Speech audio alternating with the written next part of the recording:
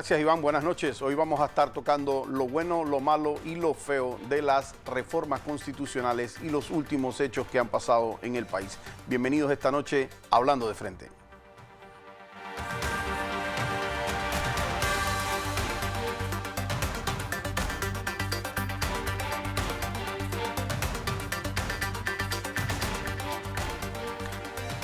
Bueno, hoy antes de entrar en materia, quiero compartir con ustedes la alegría que siento y además agradecerles a todos y cada uno porque hoy es el día número 365 de este programa. Hemos cumplido el año, estamos de aniversario, empezamos el 1 de noviembre del año pasado y la verdad es que fue toda una experiencia que me ha gustado compartir con ustedes. Todavía recuerdo como si fuera ayer ese primer día que me senté aquí a hablar en vivo y en directo. Todas esas experiencias que tuve con este auricular que uno no se acostumbraba en los primeros días, pero quiero agradecerle a todo el personal de Next TV, a todo el personal de producción, a todo el personal que está detrás de cámaras, a todas las personas que me apoyaron a hacer este programa y por supuesto de manera muy especial a todos ustedes que nos reciben con tanto cariño en sus casas y que nos muestran ese cariño cuando nos ven en la calle y que yo no paro de manifestarles lo contento que me ponen cuando recibo esos saludos en la calle porque me indican cuál es el nivel de penetración de este programa hoy día a nivel nacional. Así es que, habiendo hecho esa salvedad, hemos dicho que nos vamos a referir a lo que está ocurriendo en el país en relación a las reformas constitucionales. Y yo quizás quiero separarlo un poco en dos temas porque una cosa son las reformas constitucionales como tales, y otra cosa son las manifestaciones, las demostraciones que se están dando, varias de ellas injustificadas, varias de ellas quizás mal entendidas de lo que realmente está ocurriendo, y otras, en mi criterio, innecesariamente instadas por errores de propios miembros del órgano legislativo. Obviamente, pues nosotros cuestionamos y nosotros no estamos de acuerdo con las declaraciones que dijo el diputado de Colón, el diputado Bolota. No estamos de acuerdo con esas declaraciones, creemos que fueron totalmente desacertadas, creemos que estuvieron fuera de lugar, pero por lo menos yo, que no me precio de ser una persona perfecta, quiero pensar que ha sido un error humano de una persona, una muy mala expresión.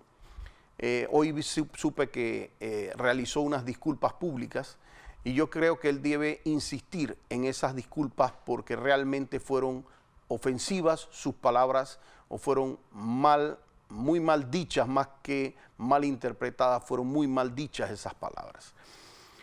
Yo creo que eso empaña bastante lo que está ocurriendo dentro del legislativo. Esas y otras declaraciones a las que no quiero hacer tanta referencia porque quiero tratar de centrarme en el tema de qué debemos hacer nosotros los panameños con lo que está pasando. Porque aprovechando esas muy desafortunadas declaraciones, lo que yo sí veo es que ciertos medios y algunos influencers muy puntuales se han dedicado a tratar de desbaratar todo lo que sea que se esté haciendo y todo es malo y todo hay que cuestionarlo. Y eso también es peligroso porque genera un grado de descrédito que puede ser peligroso para Panamá.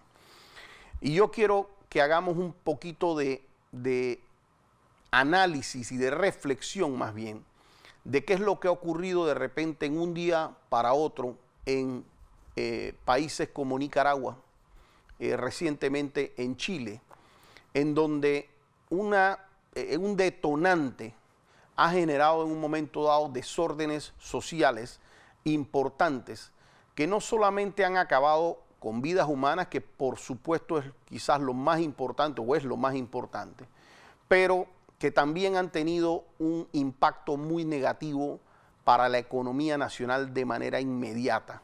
Es decir, tenemos países como Nicaragua, que obviamente no es que eran la tacita de oro, pero que en los últimos años le había ido un poquito mejor y de repente cuando vinieron estos desastres sociales, pues se pusieron en una posición muy difícil como país.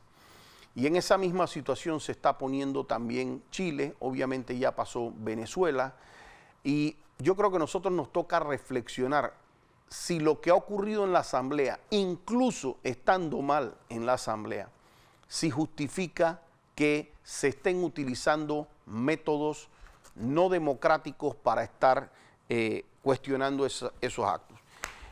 Y así como nosotros cuestionamos a los diputados, porque en efecto hay que cuestionarles lo que hacen mal, yo sí quiero, porque mucha gente habla del derecho a manifestarse, del derecho a la libertad de expresión, del derecho a participar pues, de todas estas manifestaciones, pero si uno le cuestiona el derecho a un diputado de que él tiene que ser respetuoso en la forma de él de actuar, lo mínimo que debemos hacer es nosotros ser igualmente respetuosos de esa Constitución con la que pretendemos arroparnos.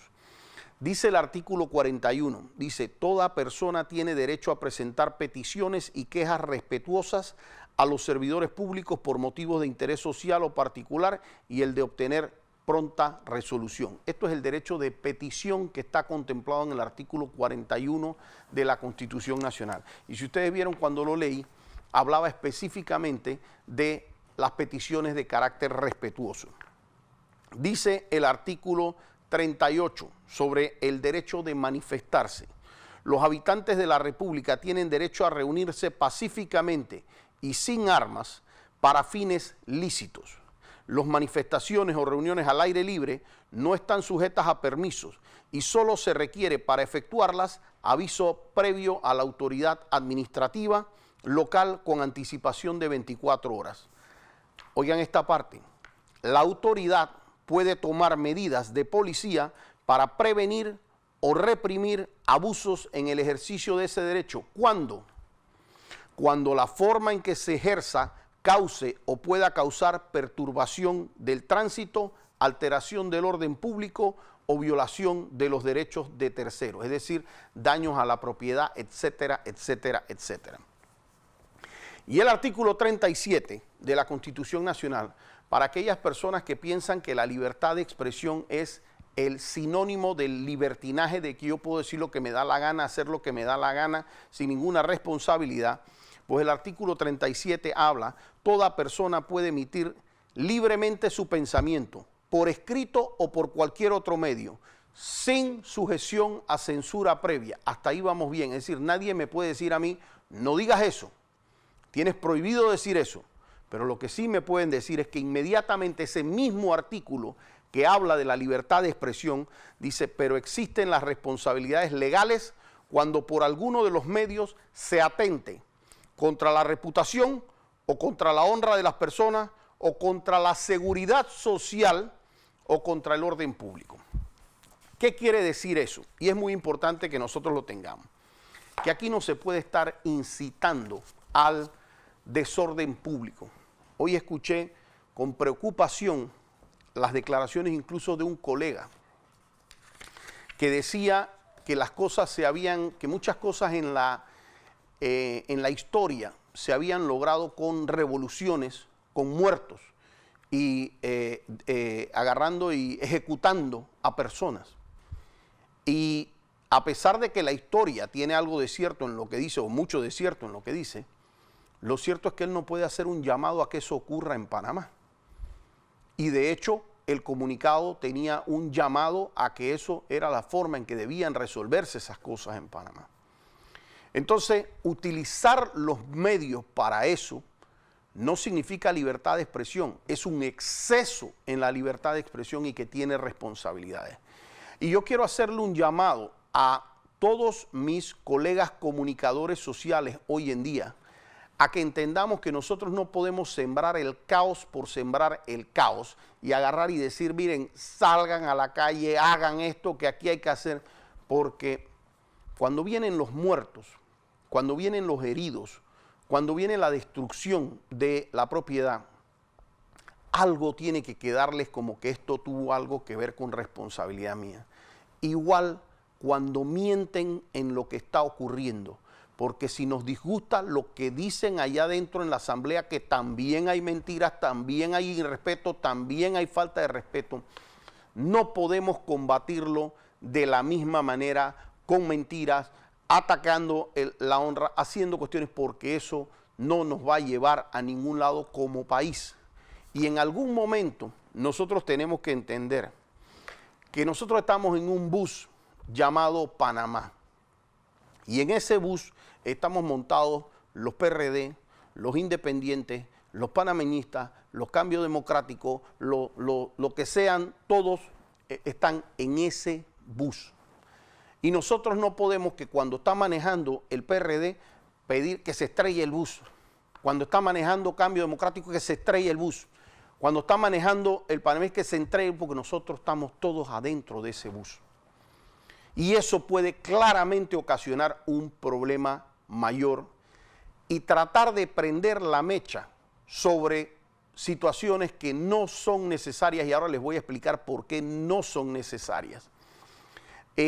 Realmente es irresponsable desde el punto de vista de la comunicación social, y todos los comunicadores sociales están llamados a actuar de manera responsable. ¿Por qué? Porque mi voz no llega a 2 personas o a 3 personas, llega a miles de personas a nivel nacional, llega a miles de personas a través de las redes sociales, y uno tiene que informar con responsabilidad y tiene que decir con vehemencia cuando entiende que algo es incorrecto, pero igual hacerlo de manera respetuosa, igual hacerlo de manera vehemente, pero siempre marcando, por lo menos desde la óptica de uno, qué está haciéndose correcto. Y yo sé que hay comunicadores sociales que de repente no conocen las interioridades que están aquí en la Constitución ni tampoco en las reformas, pero yo sé que hay muchos que lo conocen al pie de la letra y que están deliberadamente están mal informando sobre los supuestos cambios que se están dando dentro de la Asamblea. ¿Por qué? Lo número uno, lo principal. Ahora vamos a ver qué se está reformando en la Constitución, porque aquí el primer error ha sido un problema de Estado que no se le ha dicho a la población panameño: esto que teníamos en la Constitución, esta actual, esto está mal, y este artículo lo estoy reformando. Este otro artículo que está mal, también lo quiero reformar porque esto está mal. Entonces, el primer error que yo le diría a nuestros dirigentes en los cuales han incurrido, y me refiero desde el Ejecutivo hasta la Asamblea, ha sido no divulgarlo. No divulgar qué es lo que buscan, no divulgar qué es lo que se ha propuesto. Y cuando digo divulgarlo, me refiero a divulgarlo hasta el último rincón del país, no que salió en una separata un día, porque esto que está aquí es el pacto de todos los panameños. Lo que está aquí nos interesa a todos los panameños.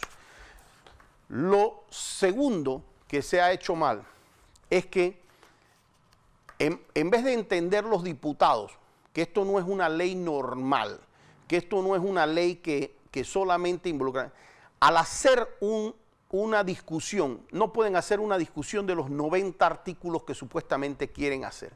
Ellos tienen que decir: hoy vamos a discutir el bloque de familia, hoy vamos a discutir el bloque de justicia, hoy vamos a discutir el bloque del órgano ejecutivo. Vengan los interesados a esta casa a hablar y a discutir sobre ese tema, a plantear sus mejores propuestas. Y eso es sumamente importante que se haga, porque le baja estrés a las personas. Pero lo otro y lo principal, por lo cual no hay que estresarse, señor, porque salga lo que salga ahí. Si ellos dijeran que tienen reelección automática, $200,000 de salario, todo lo que sea, no sirve para nada si eso no pasa un referéndum que lo tiene que votar usted, yo y todos los panameños. Entonces ellos pueden poner lo que quieran en ese borrador y nosotros no tenemos que preocuparnos, porque eso tiene que pasar a nuestro voto. Y ahora les voy a decir también cómo se pueden hacer cambios y sí puntualmente qué se está discutiendo de manera importante en la Constitución Nacional. Los veo al regreso del cambio.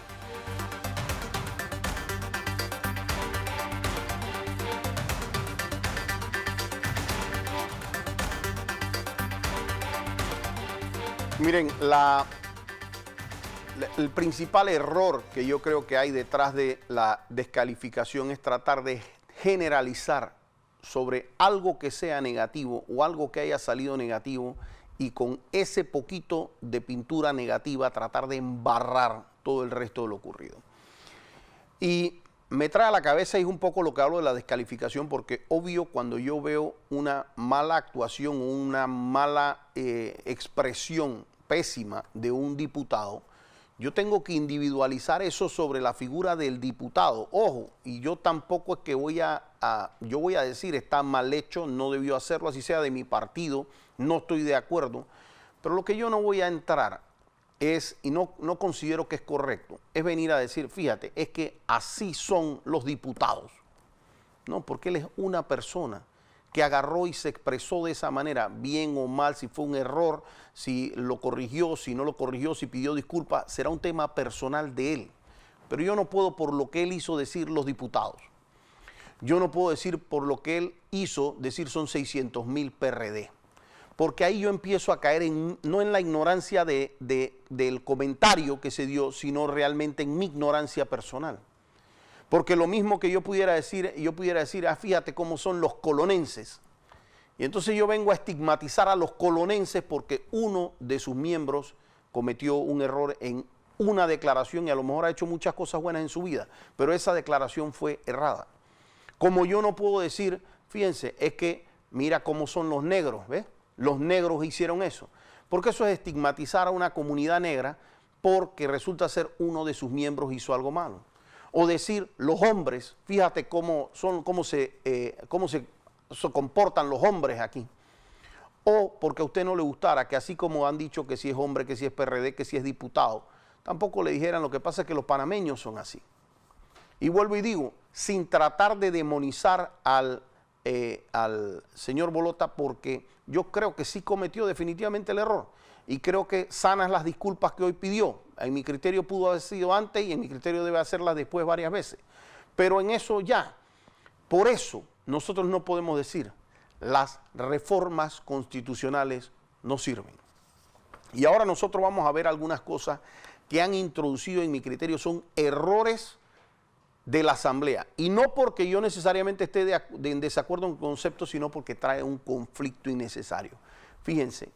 Nosotros hemos tenido aquí en Panamá matrimonio gay durante 116 años de república.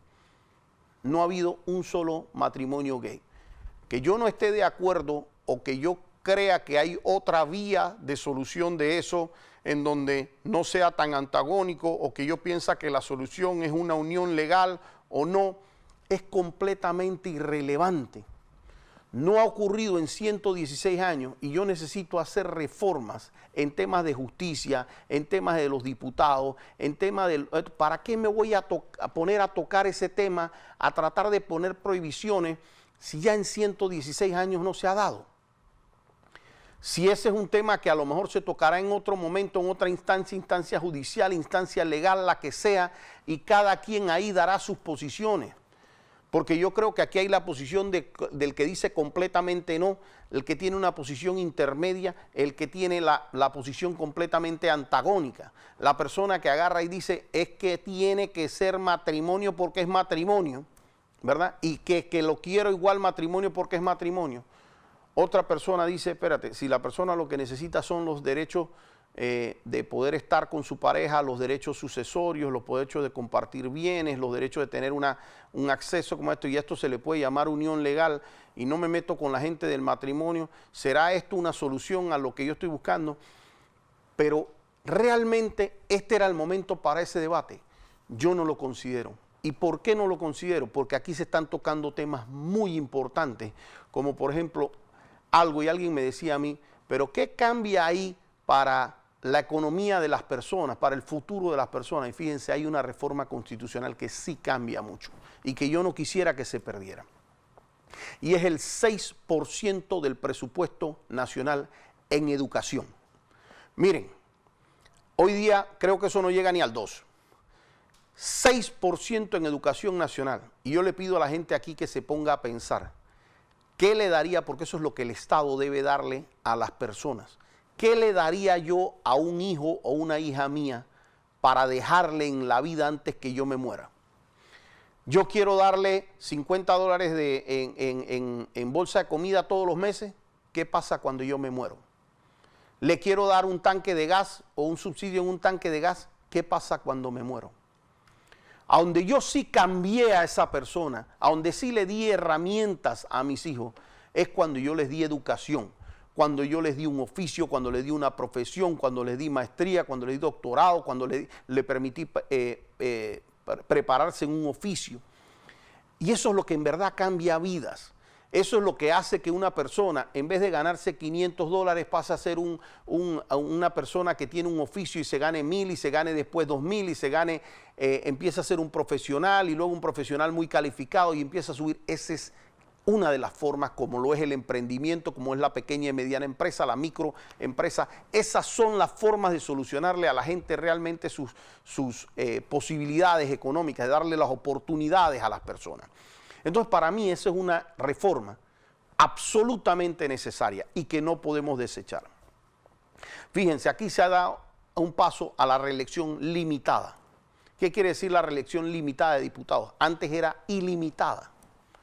Hombre, que muchos quisieran que no hubiera reelección del todo, pues es una posibilidad, pero no me pueden decir que no es mejor que esté limitada a que se quedara lo que está ilimitado. Me parece que es un paso en la dirección correcta y eso tampoco lo quisiera perder. Se habla de un tribunal constitucional y un tribunal constitucional, para que se sepa, es para que toque específicamente los temas que son de orden constitucional. Tema muy difícil de explicar realmente en un minuto para temas de abogados, pero realmente ha sido una aspiración de muchísimos los abogados que creemos que debe haber una instancia constitucional, incluso para cuestionar temas que salen del resto de los magistrados y que sea una sala especializada la que haga eso. Esta, la que viene, para mí es casi que vital. Y no solamente no crean que es por lo que yo quiero y adoro a Kenia Isolda Porcel.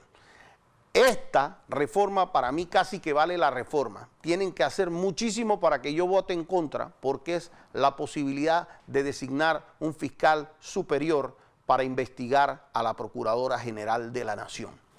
¿Para qué? Para no tener que si al amigo o no al amigo que está protegiendo a ese funcionario. Pero de nuevo, eso no es porque Kenia Isolda Porcel, es porque yo no puedo volver a tener en este país un Procurador General de la Nación que se siente que está por encima de la ley y que se siente que si hay un pacto con el Procurador de la Administración, ya, yo estoy hecho. Él no me investiga a mí, yo no lo investigo a él. Yo no puedo tener esa sensación en un Procurador General de la Nación, porque eso fue lo que ocurrió en los últimos 5 años. Que aquí, básicamente, los fiscales decían, a mí la única que me puede investigar es la procuradora y la única que me puede poner sanción disciplinaria también va a ser la procuradora o los que son designados por ella. Entonces, para mí es fácil hacer lo que me da la santa y regalada gana. Yo tengo licencia para hacer lo que me dé la santa y regalada gana de hacer, porque mi jefa no me dice absolutamente nada. Yo puedo mandar todos los casos a nulidad, puede excederme en detenciones, la corte me puede tirar casos abajo y a mí la procuradora va a hacer cualquier cosa menos removerme y votarme por inútil, no va a hacer nada de eso. Y la procuradora decía, pues yo me puedo quedar aquí, puedo hacer exactamente lo mismo porque a mí no me va a pasar nada. Para mí esta reforma vale oro, diamante y todo lo demás. Para mí es la mejor reforma de todos. Hay un tema de que el procurador de la administración sea quien investigue a los diputados.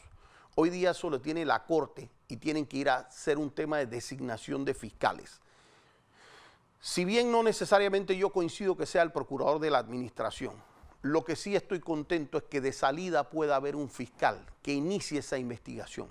Porque una de las frustraciones más grandes es llegar a presentar algo a la Corte y que te digan vamos a ver si eso se empieza o no a investigar. Eso es un acto, en mi criterio, positivo. Los diputados no podrán tocar partidas del Estado, ni a través de personas, ni a través de fundaciones. Esa modificación que se hace en el artículo 158 es una modificación absolutamente positiva. Que aquí hay un tema que yo sí no estoy tan de acuerdo, y es que a los magistrados de las Corte Suprema de Justicia los investiga el Procurador General de la Nación. Y les digo por qué. Porque los magistrados de la Corte Suprema de Justicia son el control del Ministerio Público. Entonces yo no puedo poner a esa persona a ser la que investiga a los magistrados de la Corte Suprema de Justicia, porque el día que los magistrados de la Corte Suprema de Justicia me empiecen a dar palo en mis casos, entonces yo, Procurador General de la Nación, me le enfilo a cualquiera de esos y entonces eso puede causar un conflicto muy grande. Eso hay tema que revisarlo. Se habla aquí de una jurisdicción contencioso administrativa. Eso quiere decir que no todo, como hoy día ocurre, no todo lo que usted tenga de una pelea con un funcionario cualquiera sobre cualquier acto ilegal que se hizo, no va a tener que ir hasta los 3 magistrados de la Corte Suprema de Justicia.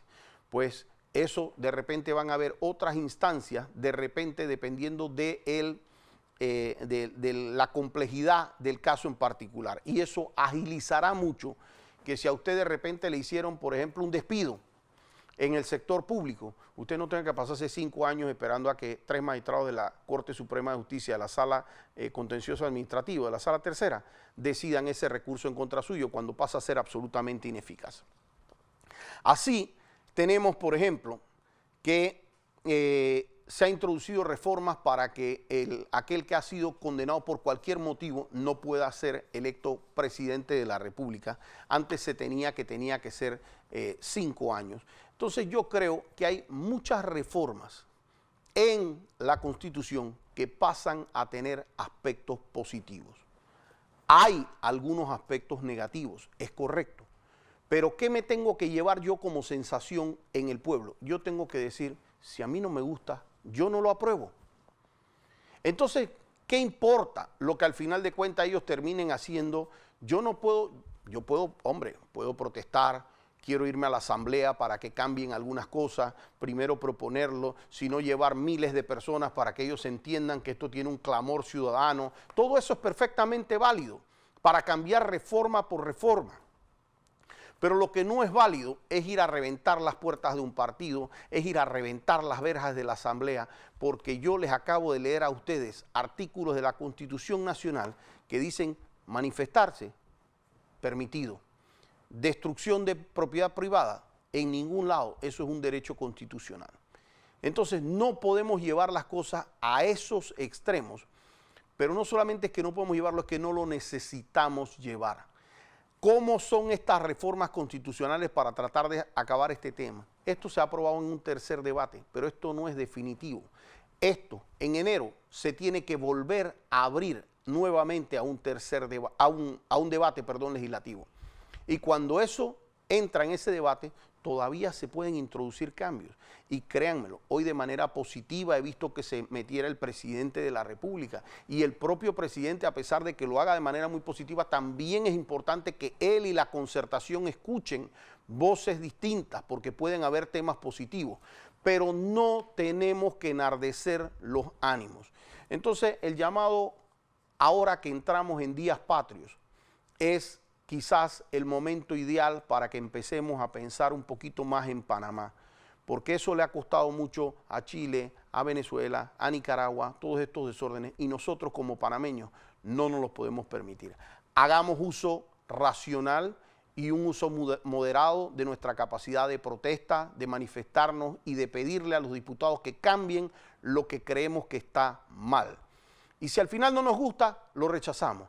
Pero si tenemos la oportunidad de aprobar algo positivo, tratemos todavía de hacerlo en enero sin tener que estar desbaratando nada.